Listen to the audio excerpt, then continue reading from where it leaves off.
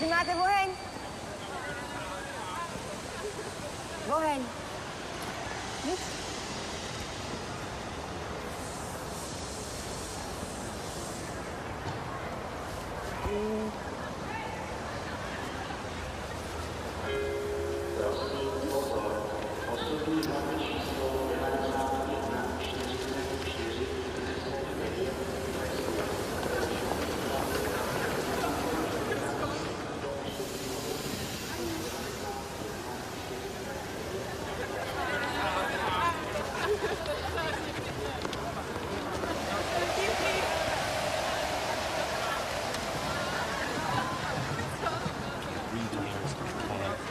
Now I got these college kids like a discotheque. Listen.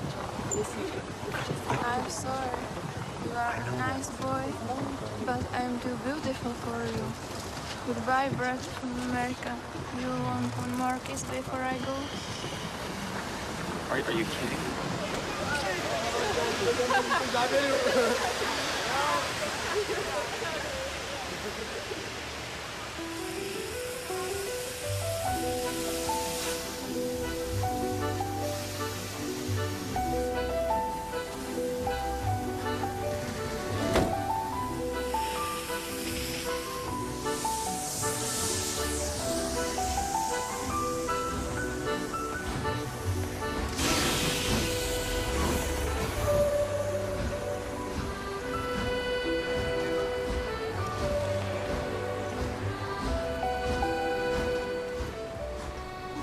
I'm here tonight to tell you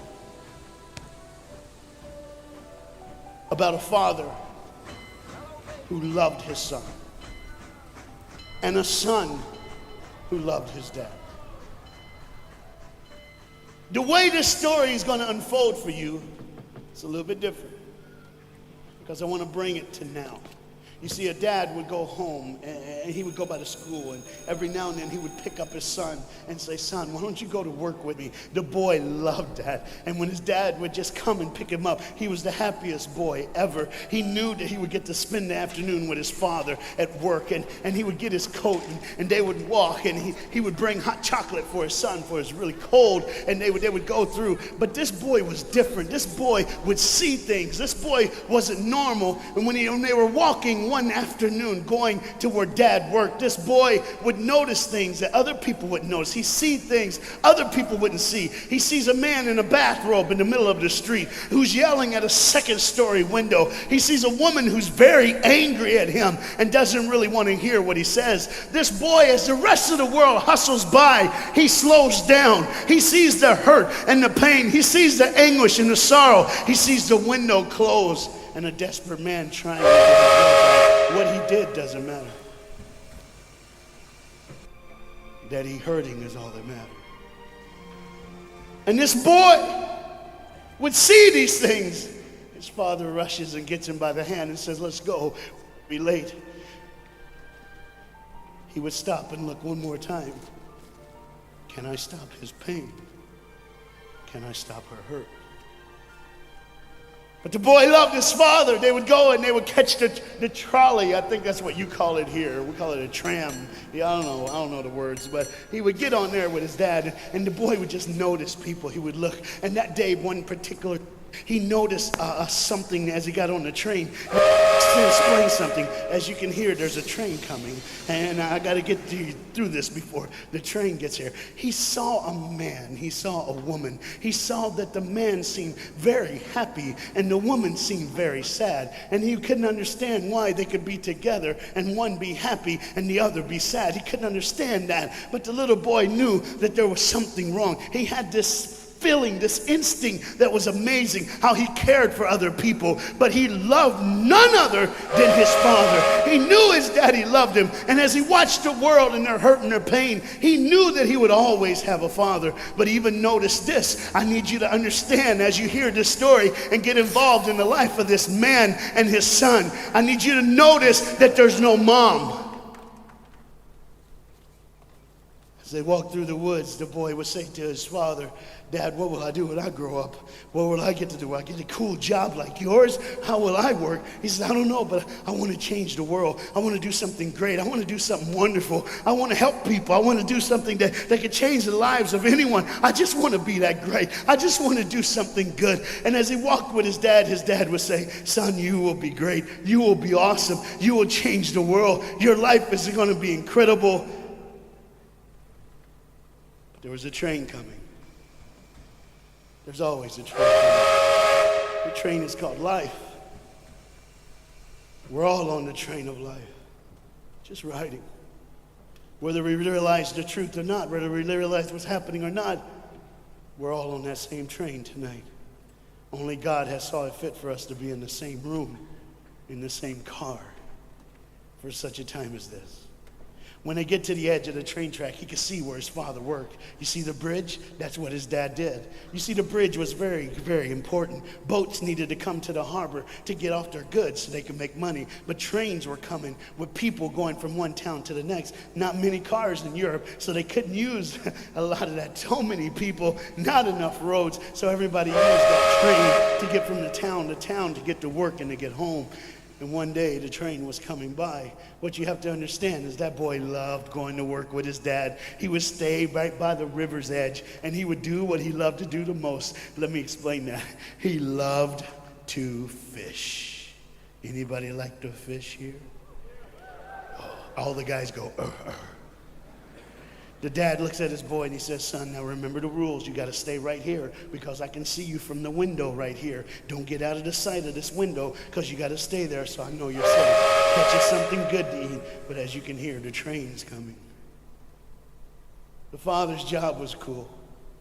If I wasn't a preacher, I wouldn't mind doing that. Get to work. Get grease on you. Even if you didn't have to, you just squirt it on you like you feel like you did something. That's what I would do. There was a boat coming in the harbor. Timing is very essential. I'll go ahead and give you the key. The key is this. There's always a light. Everybody say light. Say it again. One more time. There's a light that the train conductor needs to see. If that light is green, he can go. If it's red, he must stop. You see, God has given us road signs in our life that we must read. Lines that tell us to go and lines that tell us to stop. Whether we read those and believe them or not is up to us. That's why some of you have fallen and you cannot get up. But tonight, that's why I'm here. The boat needed to come through, so he called, and the man said, okay, I got time. It's a long time before the train should come. So he pulls the lever, as you just saw, and the big, huge stone steel bridge, the gears started turning. They started cranking the steam. All of a sudden, gears are moving, and that big, huge bridge is just starting to go up. As it rises higher and higher, he has to watch and make sure everything's set, everything's good, everything's fine. As he looks out the window, he could see everything, but the dad, being a good dad, keeps one eye on his work, but the other eye on his baby. One eye on the world, but the other eye on his children. You think God doesn't know where you are? He keeps one eye on his world and one eye on his child. No matter what you've done or where you've been, it's one eye on the world, but the other eye's on you. He's watched you and he's kept you. Even though your train is coming down the track, he understands that. And even though sometimes, I don't want to get ahead of myself. See the red light? He didn't see it. So many times we don't see the red light. See, to just say the train was early. The boy can hear and see the steam. And he looks and says, Daddy, the train. Daddy, the train's early. Daddy, you got a daddy. Hey, Daddy, the train. Daddy, the train's coming. But the dad was looking at the gears, making sure he had enough oil, making sure there was enough steam to get the bridge back down for the train. And the boy knew one thing. Now listen, the boy knew that his dad one time showed him where the trigger was. It was a red lever. If he pulls it the train bridge would collapse down fast and the train would be able to come across. All the boy knew was there were people on that train. There were people that needed to be saved. There were people that had, some of them just with their friends having a good time, like everything's fine. They did not know that the bridge was up. They did not know what was coming. They're just living their life like you and me, just going down the road, just being our own thing, doing our own thing. And the dad all of a sudden hears the train coming. He looks and then he said, oh, my son. He looks out and his boy's gone. He's like, oh my God, where's my son? Where's my son? He got to figure out. He looks back just in time to see his son trying to save the day. All he had to do was pull that lever. He reaches in to pull it, and the boy pulls too far, and he falls in the hole. Now it's on the father. And God the Father, did you hear me? God the Father has to make a choice. It's his now. Do I save my son, or do I save the world? But they don't even know. They don't even know. The greatest decision of his life. He could blame it on them not seeing the red light. He could blame it doesn't matter anymore. Pull the lever, save the world. Leave it up, save your son. For God so loved the world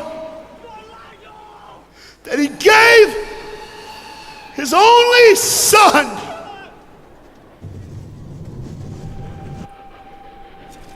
Whosoever believes in him will not perish. 3, 2, 1. That's it. And they didn't even know. They never would know. They didn't even know. The train goes by. It's fine. Everything's cool. The bridge is down. Just like always. It's always going to be down. Are you hearing me tonight? He gave his only son. For God so loved the world that he gave. And you know what's amazing? I wonder what God did right when his son died on that cross. When he breathed his last breath. When he took that breath and he breathed and it was over. Here's what the Father would have looked like. They didn't even know, just trying to think of their life. Just trying to figure out what they're going to do next. Just thinking about the person they're going to see, the people they're going to hang out with. Just trying to be, just loving, caring. Doesn't matter if you're blind. Doesn't matter if you're putting on a little more makeup, trying to look pretty for somebody, or just wearing another mask. It doesn't matter. God gave his son for you. What will I do when I grow up? Where will I go when I grow up? What can I change? And there was a girl in the bathroom on the train, liquefying her heroin to shoot up one more time. He died for her. He died for her.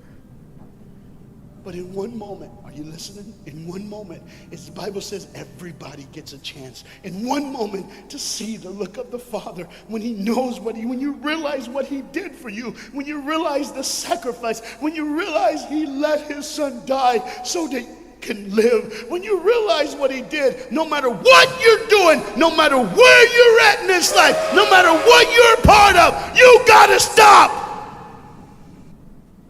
You gotta stop. Even if it's for 1 second and think, my God, he did it for me. He did it for me. And I pray to God you drop what you're doing. Drop what you're doing. With all the pain and the hurt and the sorrow in the world, he did it for you. That's why you're so quiet. You see, the train's coming. The train's coming. Everybody has things. You have ways of I don't want to. I don't want to do that. I don't want to, but why do I keep doing it? Even Paul said, why do I do? My flesh tells me, and I do what I know is wrong, and I don't do what I know is right. You got to understand tonight, the fight is on, and we can win. We become more than conquerors through Jesus Christ. And I'm not preaching just for me. I'm preaching on behalf of you. But what you got to understand is there had to be a moment in those 3 days when Jesus died on a Friday and rose again on a Sunday. There had to be this moment. Go ahead, look at the screen. When it was just God and his baby and his son.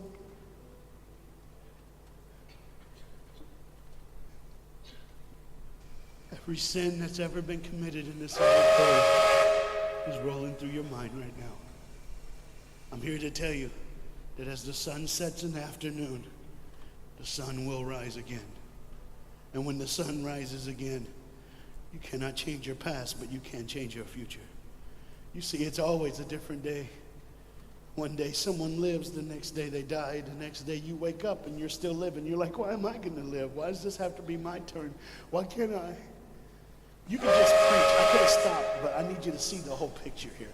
You see, because when God the Father gave his only son, when Jesus Christ breathed his last breath and he died, he did it in a way that you can never ever say, you don't know me, you don't understand me, God don't understand my pain, God don't understand my sorrow. You see, that's the very train that boy was on. That's the very train that he was on. And as this dad remembers, look real close. You see the pictures of the people? Bam, there they are. But there's somebody added in the picture, isn't it? Bam, there they are. Do you see who's added in it? In every face of every person, Jesus is in their life. Why? Because when you're the greatest sacrifice, you always end up in everyone's life, no matter where they are, who they are. He did it so that you can say he was there all the time,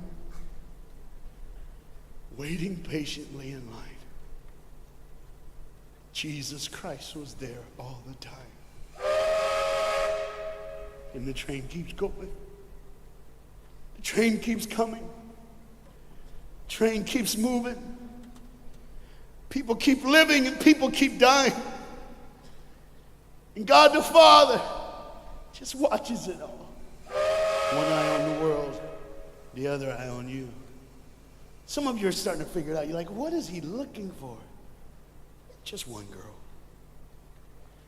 Because see, the whole horrible day, God only had his eyes on one person. And it was just a day on the street corner. When you walked by, you saw a girl with a babe. And she saw him. Do you get it? Old things are passed away. Behold, all things become new. He did it so that we can live. No matter what the sin, no matter what the pain, no matter what the sorrow, the sacrifice was perfect. It was perfect. And it was for you. And God the Father watches it all unfold. And all he can say